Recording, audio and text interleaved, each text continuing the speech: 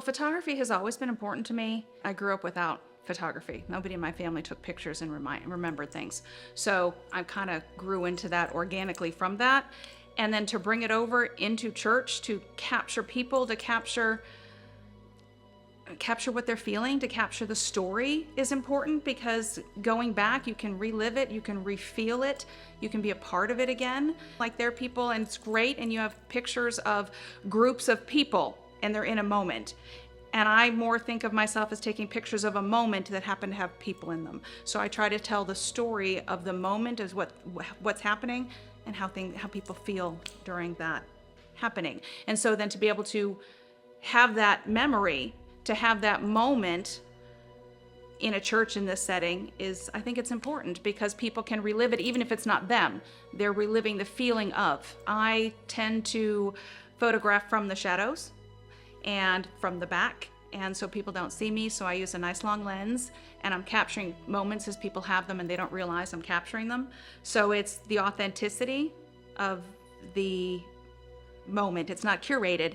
It's natural and organic, and it's how it happens. So one of my favorite things, and I think for people too, is for me to capture things happening and them not realizing I'm capturing it, and then when the people see what I've captured, they're excited about seeing it. They're surprised. They're often surprised. People are. They're surprised about seeing themselves and saying, "Oh, I didn't know.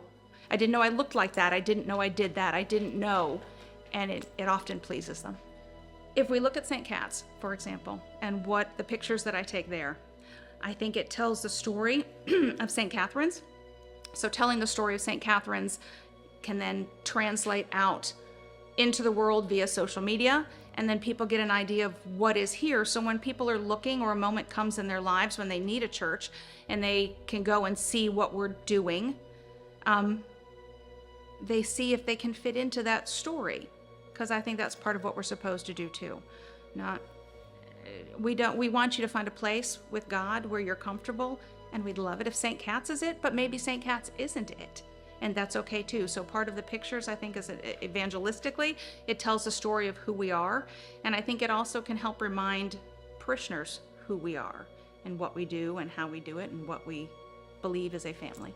Pictures are a luxury, and people don't, lots of people have them on their phone these days, but they don't do a whole lot with them. But to have them and to see them and to post them or print them, it's a luxury and it's important. The best camera is the one you got in your hand. There are people, everybody's got people who are good photographers, who don't even know that they're good photographers, or who are always capturing the moments and sharing them. There's always those people. Find out who they are and ask them to capture things for you. Ask them to get them to you, and you'll be surprised. And have more than one. A photography ministry shouldn't belong to one person. You shouldn't be dependent. There should always be room for one more. Yeah.